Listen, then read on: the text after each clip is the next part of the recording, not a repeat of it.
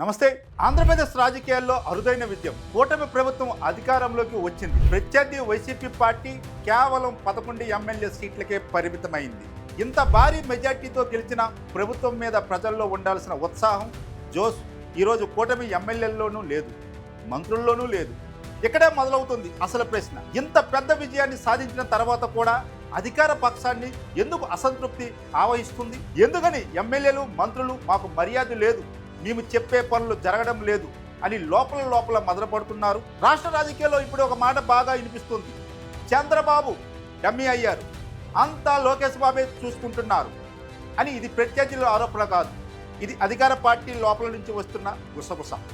ఇంత భారీ మెజార్టీతో గెలిచిన ఎమ్మెల్యేలకు ప్రభుత్వంలో సరైన గుర్తింపు లేకపోవడం, 10 మందికే అధికారం పరిమితం అవుతున్న భావన కూటమి నేతల్లో అసంతృప్తికి ప్రధాన కారణంగా మారుతుంది. ఒకవైపు ప్రజలు ఇచ్చిన అపారమైన మద్దతు, మరోవైపు ఆ మద్దతు తీసుకొచ్చిన నాయకులకు సరైన గౌరవం లేకపోవడం, ఇది ఏ ప్రభుత్వానికైనా ప్రమాదకర సంకేతం. ఇదే సమయంలో మరో కీలకమైన అంశం, చాలా మంది కూటమి ఎమ్మెల్యేలు ఇప్పటికీ ప్రతిపక్ష వైసీపీతో టచ్లో ఉన్నారన్న ప్రచారం. ఇది నిజమా కాదా అన్నది పక్కన పెడితే, ఇలాంటి చర్చలు వస్తున్నాయి అంటే తెలుగుదేశం పార్టీ అంతర్గత పరిస్థితి ఏ స్థాయిలో ఉందో అర్థం చేసుకోవచ్చు. ఇది రాజకీయాల్లో కొత్త విషయం కాదు.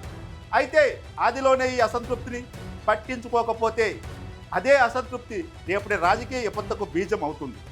2 ఏళ్లలోనే కూటమి ప్రభుత్వం తత్తరపాటుకు లోనవుతుందన్న అభిప్రాయం ఇప్పటికే రాజకీయ వర్గాల్లో బలపడుతుంది. ఇక్కడ అధినాయకుడిగా చంద్రబాబు నాయుడు ఒక కీలక నిర్ణయం తీసుకోవాల్సిన సమయం వచ్చింది. ఇది నష్ట నివారణ దశ. ఎప్పటికీ సరిదిద్దకపోతే రానున్న రోజుల్లో కూటమి పార్టీకి, ముఖ్యంగా తెలుగుదేశం పార్టీకి తిరిగి కోలుకునే అవకాశం ఉండకపోవచ్చు. పార్టీని ముందుకు తీసుకెళ్లాలంటే పదవులు కొందరికే పరిమితం చేయకుండా సీనియర్ నాయకులను గౌరవించాలి. భారీ మెజార్టీతో గెలిచిన ఎమ్మెల్యేలకు వారి నియోజకవర్గాల్లో పనిచేసే స్వేచ్ఛ ఇవ్వాలి. వారి మాటకు విలువ ఉండేలా చేయాలి. అప్పుడే చంద్రబాబు మార్క్ పాలన కనిపిస్తుంది. లేకపోతే మరో పెద్ద ప్రశ్న ఎదురుగా నిలుస్తుంది. 2029 ఎన్నికలు, అవి తెలుగుదేశానికి చివరి అవకాశం కావచ్చా? లేదా ఆ ఎన్నికల తర్వాత పార్టీలో నాయకత్వ మార్పు అనివార్యమా? ఇక లోకేష్ పాత్రపై కూడా పార్టీలోని బయట చర్చ జరుగుతుంది. లోకేష్ తన రాజకీయ జీవితాన్ని అతి తొందరపాటు నిర్ణయాలతో తానే భూస్థాపితం చేసుకుంటారా, లేక సీనియర్లను, ఎమ్మెల్యేలను కలుపుకొని చంద్రబాబు మార్కు రాజకీయాన్ని కొనసాగిస్తూ పార్టీని నిలబెట్టే నాయకుడిగా ఎదుగుతారా? ఇది కేవలం హెచ్చరిక మాత్రమే, విమర్శ కాదు. ప్రజలు ఇచ్చిన అపారమైన మద్దతు ఇలానే ఎప్పటికీ ఉండదు. సమయం చేతులు దాటిపోయే లోపు చంద్రబాబు, లోకేష్ ఆలోచించవలసిన అవసరం ఉంది.